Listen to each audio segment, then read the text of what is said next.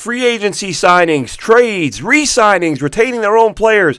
Up to this point, since the end of the season, the Jets have made 15 moves. And we're going to talk about all of them right here and now and how we believe this will impact the Jets draft strategy. I'm Glenn Naughton with JetNation Radio and JetNation.com. Be sure to log into JetNation.com where you can register and become a part of what is the most active Jets message board on the web. So the Jets, since the end of the season, have made 15 moves. We're going to talk about all 15 of them. We covered a lot of them in the first days of free agency, but we got stuff that predates and we've had stuff since then. So we're just going to go in order of the transactions themselves, not in order of the player, the position, the salary, none of that. Just from move 1 through move 15 up to now as the draft approaches. As we know, the Jets got the NFL trade market rolling this offseason when they traded the defensive end Jermaine Johnson to the Tennessee Titans for T'Vondre Sweat. Love the move. It gives you a 350, 360-pound man in the middle of your defense, what we're presuming will be a 3-4 defense. His job will be to keep blockers off of his linebackers, which he should be able to do just fine. And given his size, I mean, T'Vondre Sweat, obviously a monster against the run, but he will from time to time, not just in Texas where he went to college. You can watch him there, watch him with the Titans. He will sometimes collapse the pocket, and that's what you can do when you're a powerful 350-pound guy. And the thing is, with Sweat, I talked about this in a previous video after the signing, after watching several of his games. There was a story that, somebody in Tennessee claimed the move was made because he was fat and lazy. And I just feel like that's an easy thing to say when a guy weighs what he weighs.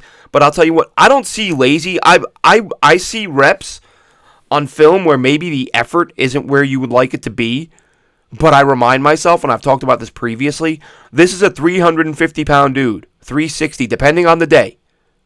And as I said in the previous video, his job is essentially to get into a fight with a dude who weighs 320 pounds and beat him so that he can chase a guy who weighs 200 pounds. Pardon him if there are some days, if there are some reps where he's a little bit winded, right? I know people 250 can't get up a flight of stairs. This dude's 360, brawling and chasing dudes down. So give me a break on the T'Vondre Sweat is lazy. Next up, the next move was the Minkah Fitzpatrick trade. Of course, the Jets send a 7th-round pick to the Dolphins in exchange for Fitzpatrick, give him a 3-year deal worth $40 million. Don't know how that breaks down. Checked over the cap just a few minutes ago to double-check, and they still have his Dolphins contract up there, so I'm sure they just haven't gotten the numbers yet. But Minkah, as he said in his own presser, he played a lot of slot the last year or two. Not playing a lot of deep safety, which he had in years past, and that's what people. Glenn, that's why he didn't have the interceptions. And look, there's slot guys get picks. It's interceptions aren't just reserved for safeties. Corners and slot corners can get them. There are a couple guys last year had 4 or 5 interceptions playing the slot. Minkah just hasn't been that guy the past few years, and I still believe it's an upgrade. Like I said, people got really upset with me because I said, it looks like he's a declining guy. He's 29, a guy who's played a lot of corner, a lot of safety. He's done a lot of running around, taking a lot of beating. So at 29, a step backwards isn't the worst thing in the world. But I don't think I don't think teams have taken him away or have changed his role because he can still do what he used to do. Do you think if he was a 5, 6, 7 interception guy, teams would move him and put him in a position to be a 0 to 1 to 2 interception guy? I don't think so. Teams like turnovers. So I'm not killing the guy. I'm just saying, look, he's 29. He's not what he used to be. But he's better than what the Jets had. So he's an upgraded safety, even though he's declining. The next 2 moves were both D-end outside linebacker types, both with their previous clubs. I would imagine the Jets will mix things up with them a little bit here. You got Joseph Asai and Kingsley Enagbare from the Bengals and Packers, respectively. As I said at the time of the moves, I like both these guys in college. Neither one has been as good as I thought, but they have flashed on film, and the best part of these signings really is not only do these guys provide depth and some decent experience, but they're still young enough that they can improve. So Aaron Glenn, have at it. See if you can get these kids playing well, and somebody who can mentor them. Demario Davis, the next guy to come on board, 2 years, $22 million. I don't know how you don't love that move. I might be questioning this if the Jets if we were viewing this team as a, playoff Super Bowl type contender, I would be worried. Not just only because Demario Davis, he's a marvel at this point to be doing what he's doing at his age, but you do wonder when age is a factor, it can go like that. Like, you can overnight go from impact player to, oh, that guy lost a step, and that step was what kept him where he was, and now he's not that anymore. I'm not predicting that's going to happen. I think Demario Davis puts in the work. If you go back and watch him on film, pop on some All-22 with the Saints, he still looks phenomenal. So I think his floor is very good player this year. And you know what? The Jets could use some of those. After Demario Davis, they went out and got David Onyemata, the defensive tackle from the Falcons, who knew Aaron Glenn from his days with the Saints. Obviously, a lot of mutual respect there. I'm sure you've seen by now the viral video of Onyemata approaching Aaron Glenn after the Falcons played the Jets this year and saying, I wouldn't have made it this far without you. Of course, referring to his time with the Saints when Aaron Glenn was a part of that staff. Andrew Beck, the fullback, was the first previous player to be retained, and I like this more than you might think because, again, he's a guy who doesn't see the field a lot. I'm sure there are some casual fans who are like, who is that guy? But Andrew Beck is a fullback who on film, whether it's as a pro, in college, limited action last year, always looks good. He just doesn't play a lot because it's 2025, 26, and he's a fullback. And those guys don't get on the field. But I am encouraged by the fact that Frank Reich wanted to bring him back. Could he see an expanded role? Perhaps. Again, not a lot of fullbacks in the league anymore. But I think Beck can be a good one. Dane Belton, free agent from the Giants, was the next signing. As I said at the time, the guy I was least familiar with up to that point. Hadn't seen a lot of him, popped on some film, and the guy can move, athletic, explosive, always around the ball, does not miss tackles. That's what jumped out at me, popped on a PFF, and that was the first number that jumped out at me. 4.1% missed tackle rate. That, among a Jets safety, I don't know when the last time that happened. Victor Green? I mean, they didn't have PFF back then. But I can't remember the last time they had a safety back there who you just felt good that a play was going to get made. A lot of these guys, they should help so much against the run. The days of teams being able to just come into town and just run the ball up and down the field at will. If adding all these guys doesn't change that, then the Jets need some changes because these are some legit run stoppers. Geno Smith, the quarterback, the divisive, polarizing figure, Geno Smith. I like the move.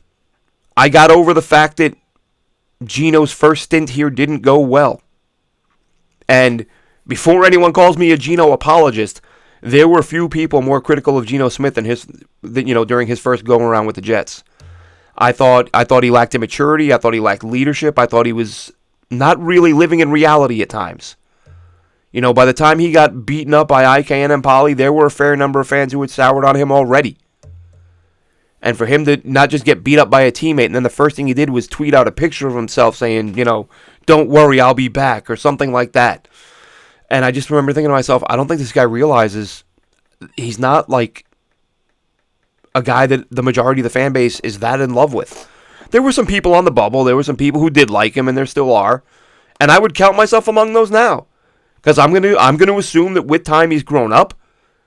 We talked the other day about how Pete Carroll had him in Seattle and then brought him to Vegas with him. I don't think Pete Carroll would have done that if Geno hadn't grown up. So I think that the Jets got themselves a quarterback who, and I talked about this the other day, a couple times, because I still can't believe, and this is what I said the other day, you need to remove the emotion about how you personally felt about Geno Smith during his first stint, and just look at what he's done over the last 4 years, even last year, when his numbers were not good at all. But you look at the conditions. I remember watching a few Raiders games and just being impressed with how he handled himself in terms of everything around him was failing. And yes, there were some sacks where he's holding on to the ball for 6-7 seconds, but nobody's open. And he rarely had time to throw. The O-line was bad. The weapons were bad. And as I pointed out the other day, this isn't breaking news. It was reported immediately after the firing, so Vegas wanted it out there.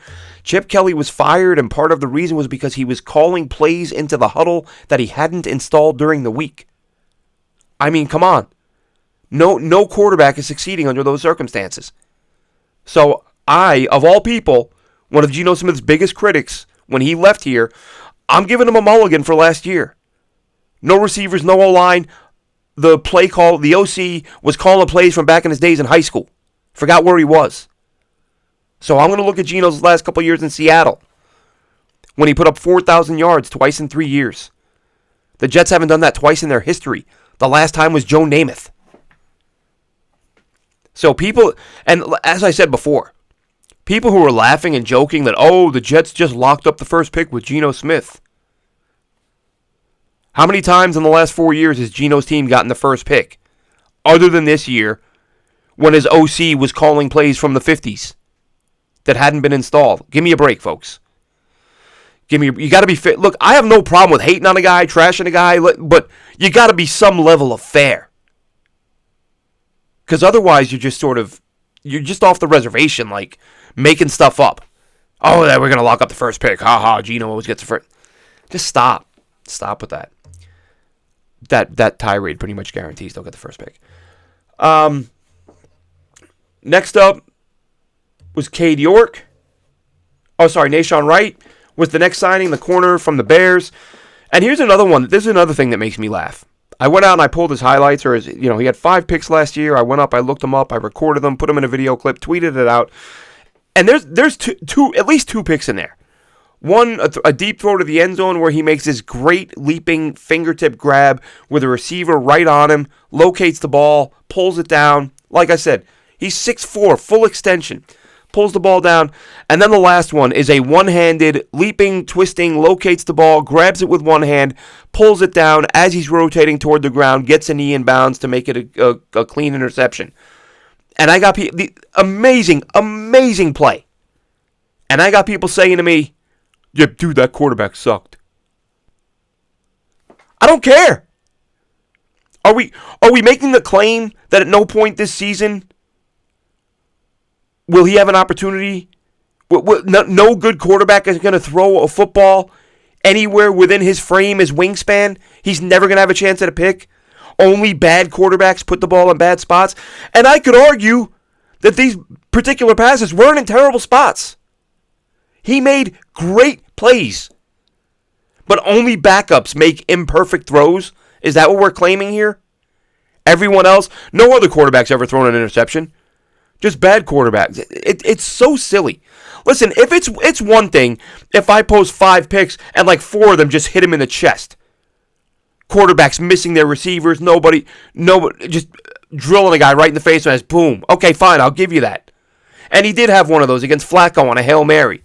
Flacco heaved it up, didn't have the arm strength, ball comes down right into his arms. That was a gimme. But, as I said the other day, Jets fans shouldn't be calling any interception a gimme. Because as we learned this year, gimmies aren't always gimmies.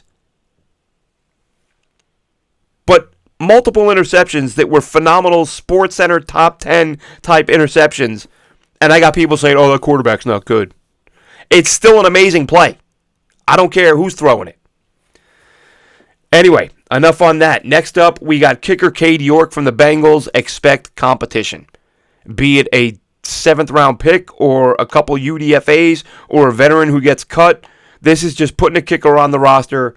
Cade York's a 74% field goal kicker for his career. Nick Folk walks. People say, why do you let Nick Folk walk? As we've said in the past. And I'm guilty of it from time to time too. Every now and then they lose a free agent and I go, man, why'd you let that guy walk? And then I have to remind myself, maybe that guy didn't want to be here. Maybe that guy was like, we suck, and I'm tired of this, and I want to go somewhere that isn't this bad. Which is weird that Quincy Williams signed with the Browns. I thought that was weird. I don't know. If you're a Browns free agent, I don't know why you would come to the Jets. And if you're a Jets free agent, I don't know why you would go to the Browns. As much as I like Todd Monken. Although, to be fair, the Browns have done a really nice job of building that offensive line. They were due to lose 5 starters. They've added 4.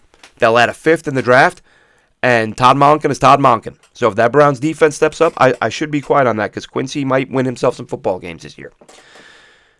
Next up, Max Mitchell is coming back, folks. Max Mitchell, the draft pick, former Joe Douglas draft pick out of Louisiana, who has played guard, has played tackle, played only a handful of snaps last year, 50, 60 some, definitely under 100, maybe 58 snaps. That number's sticking in my head for some reason.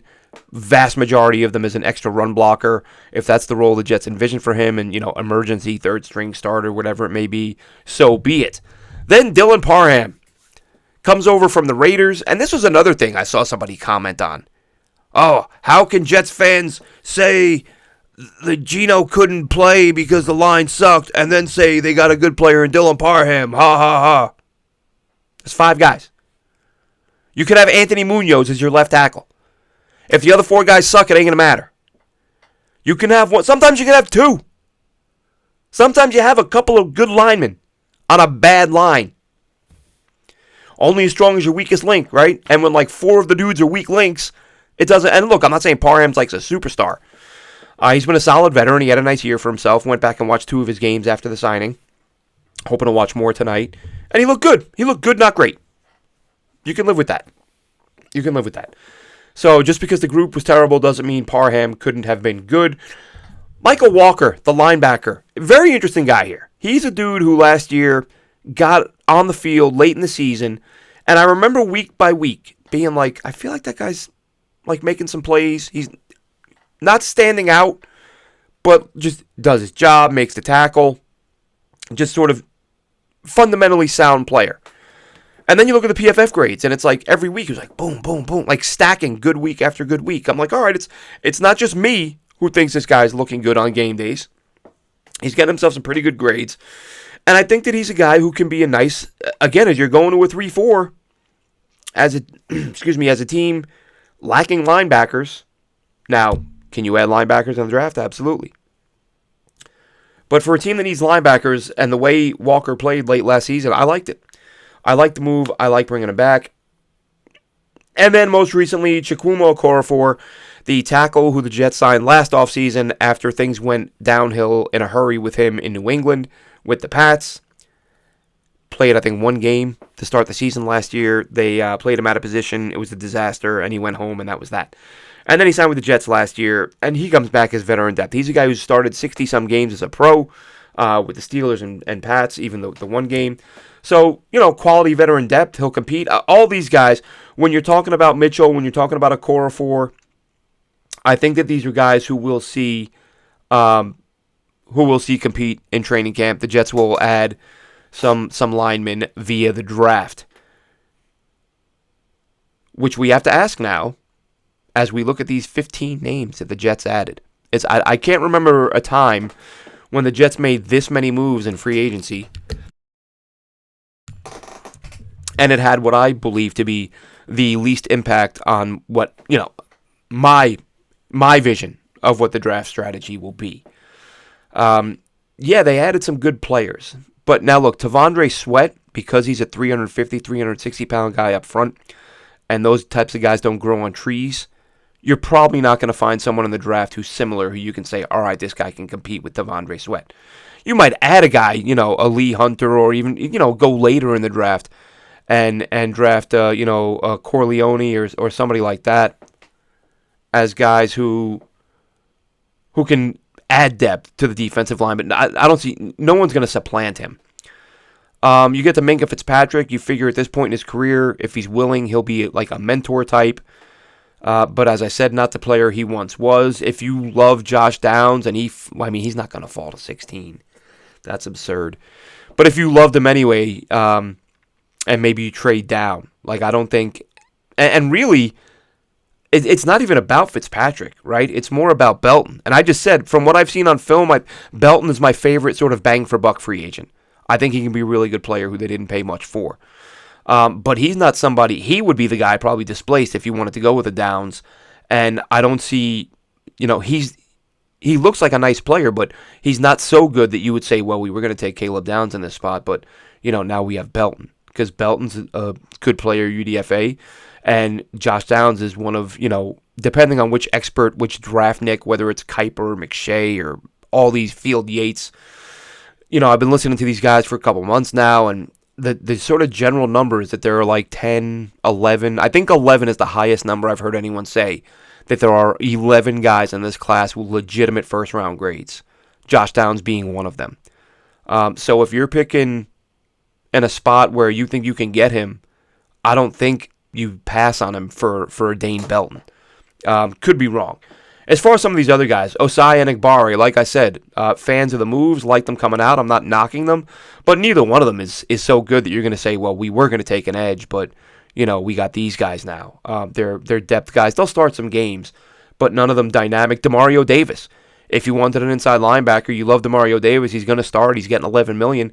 But you could use another linebacker. You could really replace Jamie and Sherwood, if we're being honest here. and take a linebacker. If you view Arvell Reese as a guy that you can play all over the defense, edge, linebacker, inside, outside, you're not going to not take him because of any of the linebackers on this roster or any of the linebackers they've added. Onyemata, again, solid DT. Belton, we talked about.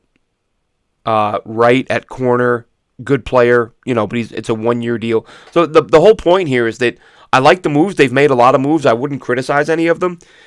It just makes me wonder, as I was wondering, how does this, I'm gonna hop in and do a mock. Let me see how the, now that, because I always say that, right? Like pre-free agency mocks are kind of dumb because you don't know what your team's gonna do. You sign 3 or 4 guys at positions of need. All of a sudden, they're no longer positions of need. But in this particular case, I go and I start doing a mock, and I'm thinking, I feel a lot of the same stuff now that I did before free agency. I don't feel like they've added a lot of guys where I go, well, this guy, and this guy, we can lock them in for the next 3 or 4 years at their spot, so we're not drafting there. So I think that they've added some good players, but I don't think we're going to see a huge shift in draft strategy. I don't see like I said, maybe Parham if you were going to take Awane in the first round,